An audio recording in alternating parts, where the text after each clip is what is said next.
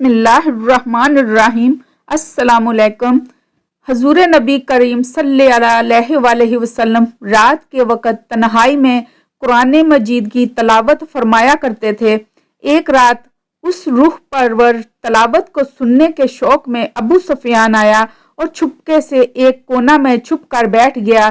پھر ابو جہل رات کے اندھیرے سے فائدہ اٹھاتے ہوئے حضور صلی اللہ علیہ وسلم کی جان نواز تلاوت کو سننے کے لیے اس مجلس میں آیا اور ایک گوشہ میں چھپ کر بیٹھ گیا۔ تلاوت قرآن کریم سننے کی کشش ایک تیسرے کافر احنس بن شریک کو بھی کشاں کشاں اس محفل میں لے آئی۔ وہ بھی دبک کر کہیں بیٹھ گیا۔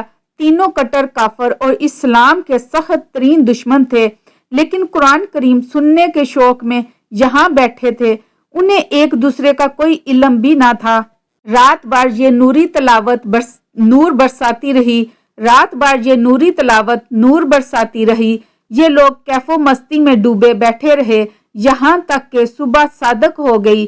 سب حاضرین اپنے اپنے گھروں کو روانہ ہوئے۔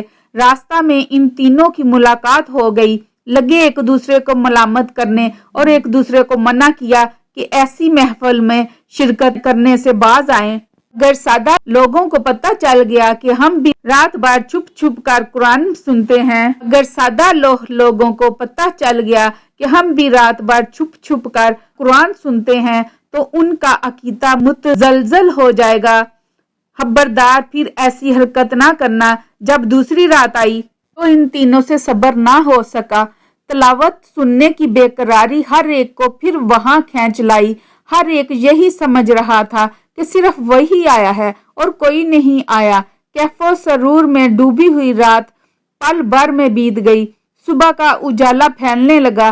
سب اٹھے اور اپنے اپنے گھروں کو روانہ ہوئے۔ راستہ میں پھر اچانک ایک دوسرے کا سامنا ہو گیا۔ پھر ایک دوسرے کو متون کرنے لگے اور پھر تاکید کی کہ آئندہ غلطی نہ کرنا ورنہ بے وقوف لوگ گمراہ ہو جائیں گے۔ تیسری رات نے جب اپنے پر پھیلائے، ساری کائنات ظلمت شب میں ڈوب گئی۔ شوق کی چنگاری پھر سلگنے لگی۔ بے قابو اور بے اختیار ہو کر پھر ادھر کا رخ کیا جہاں سے اللہ تعالیٰ کے محبوب کا دلکش لحن سنائی دے رہا تھا۔ یہ رات بھی بہت جلد ختم ہو گئی۔ وہ بھی اٹھے اور گھروں کو روانہ ہوئے۔ راستہ میں پھر تینوں کی مڈ بھیڑ ہو گئی۔ فرتے خجالت سے ایک دوسرے سے آنکھیں ملانے کی جرت نہیں کر سکتے تھے۔ آج پختہ عہد کیا کہ آئندہ نہیں آئیں گے۔ جب صبح ہوئی، احنس بن شریک نے عصا پکڑا اور اس پر ٹیک لگاتا ہوا ابو سفیان کے گھر آیا اور اس سے کہا، اے ابو حنظلہ، مجھے بتاؤ جو کلام تم نے محمد صلی اللہ علیہ وسلم سے سنا ہے اس کے بارے میں تمہاری کیا رائے ہے؟ ابو سفیان نے جواب دیا، اے ابو سالبہ، یہ احنس کی رکنیت ہے۔ اے ابو سالبہ، یہ احنس کی رکنیت ہے۔ باخدا بعض چیزیں جو میں نے سنی ہیں ان کو میں جانتا تھا اور ان کا مفہوم بھی مجھے معلوم ہے، لیکن بعض چیزیں ایسی ہیں جن کو نہ میں جانتا تھا اور نہ مجھے ان کا مفہوم معلوم ہے۔ احنس نے کہا، اس ذات کی قسم جس کی تم نے قسم کھائی ہے، میرا بھی یہی حال ہے۔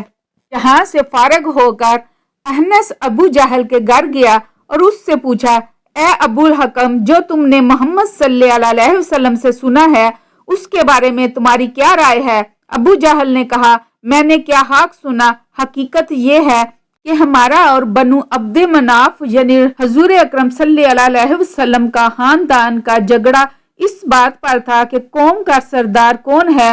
اس شرف اور سعادت کو حاصل کرنے کے لیے انہوں نے بھی اپنے دسترخوان کو وسیع کیا اور ہر غریب مسکین کو کھانا کھلایا، اور ہم نے بھی ان پر بازی لے جانے کے لیے دسترخوان کو وسعت دی اور ہر غریب مسکین کی ضیافت کا اہتمام کیا۔ انہوں نے بھی لوگوں کے بوجھ اٹھائے اور ہم نے بھی بوجھ اٹھائے۔ انہوں نے بھی اپنی ضیافی سے مانگنے والوں کی جولیاں بھریں، ہم نے بھی اس بات میں ان سے سبقت لے جانے کی کوشش کی اور اپنی سخاوت کا بھرپور مظاہرہ کیا، اور جب ہم مقابلہ کے دو گھوڑوں کی مانند ہو گئے یعنی ہر معاملے میں برابر ہو گئے تو انہوں نے اچانک اعلان کر دیا کہ ہم میں سے ایک شخص کو نبوت ملی ہے اور اس کے پاس آسمان سے وحی آتی ہے۔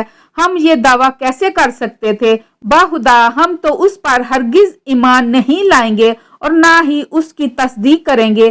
یہ سن کر احنس اٹھا اور اس کو غضبناک حالت میں بڑے ہانکتے ہوئے چھوڑ کر چلا گیا۔ قرآن کریم کا حسن بیان اور زور استدلال ہر سننے والے کو اندر ہی اندر سے متاثر کر رہا تھا۔